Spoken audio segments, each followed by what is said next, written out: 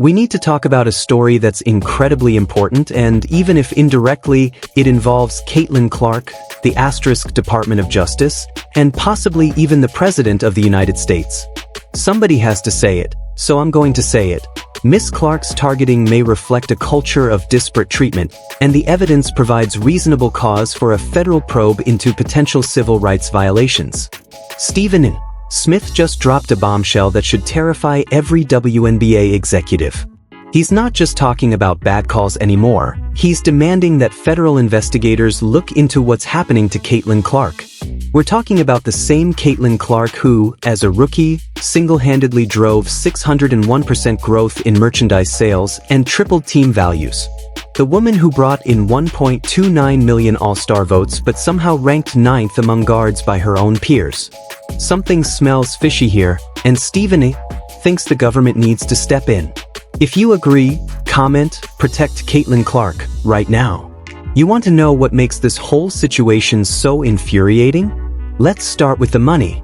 Caitlin Clark didn't just join the WNBA, she became its economic engine overnight, generating revenue numbers that should have made her untouchable. The data is staggering. These aren't small bumps, these are transformational changes that leagues dream about. She's done for the WNBA what Michael Jordan once did for the NBA. But instead of protecting their transformative star, the league's leadership is ignoring the relentless targeting of Miss Clark, treating its greatest asset as if she were a PR headache. That approach could very well turn into a legal liability. Every metric you can imagine showed massive growth tied directly to her presence. Merchandise sales soared 601%, Indiana Fever viewership jumped 170%, the team's value tripled, League Pass subscriptions climbed 366%, and her endorsements topped $11 million. She's the economic engine driving the league forward. But this is where the story takes a dark turn. Instead of protecting their golden goose, the league allowed her to absorb punishment at unprecedented rates. The statistical evidence is damning. Clark took 17% of all flagrant fouls last season. That's double the rate of any other player in the league. Let that sink in for a second. Think about what this means. The player bringing in the most money is getting hit the hardest, and somehow officials are missing calls left and right. You're watching defenders take cheap shots at the woman who tripled your team's value. You're seeing flagrant contact that would draw immediate whistles for veteran players get ignored when it happens to Clark. The pattern becomes impossible to ignore when you look at the footage. Hard fouls that should have been flagrant ones, obvious targeting that gets waved off, late hits that draw nothing but continued play. The most valuable player in the league was being treated like a practice dummy while officials looked the other way.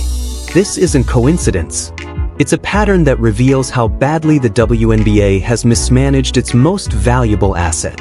When your biggest revenue generator is absorbing double the flagrant fouls of anyone else, something is seriously wrong with your system.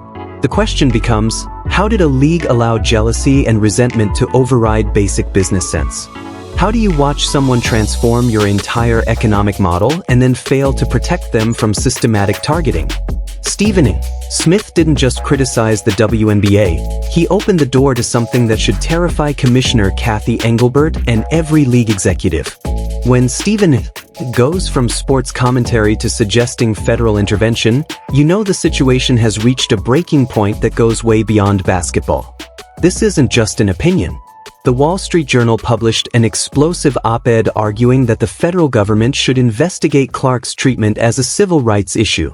This wasn't some random blogger making noise. This was one of the most respected publications in America, putting the WNBA on notice.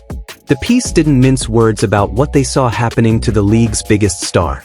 Stephen backed this up completely, stating on air that federal investigators have legitimate grounds for getting involved. He's not talking about bad calls anymore. He's talking about systematic patterns that could violate workplace protection laws. When someone with his platform and legal knowledge says there's a case, people listen. We're not talking about sports commentary anymore. We're talking about potential Justice Department investigations and congressional oversight. You know what happens when federal agencies start asking questions? Everything changes overnight. Every email gets scrutinized. Every meeting gets reviewed. Every policy decision gets examined under a microscope. The argument centers on workplace safety violations and disparate treatment, the same legal frameworks used in major civil rights cases. Federal investigators don't care about basketball rivalries or veteran player dynamics. They care about whether someone's workplace rights are being violated through systematic targeting and inadequate protection. With 17 flagrant fouls called against people for beating up on Clark, that's practically double what happened for any other player in the league. They have evidence to say she's being treated unfairly. Want to see jealousy in action? Look at what happened with the All-Star voting. It's the perfect example of how Clark's own peers tried to diminish her impact.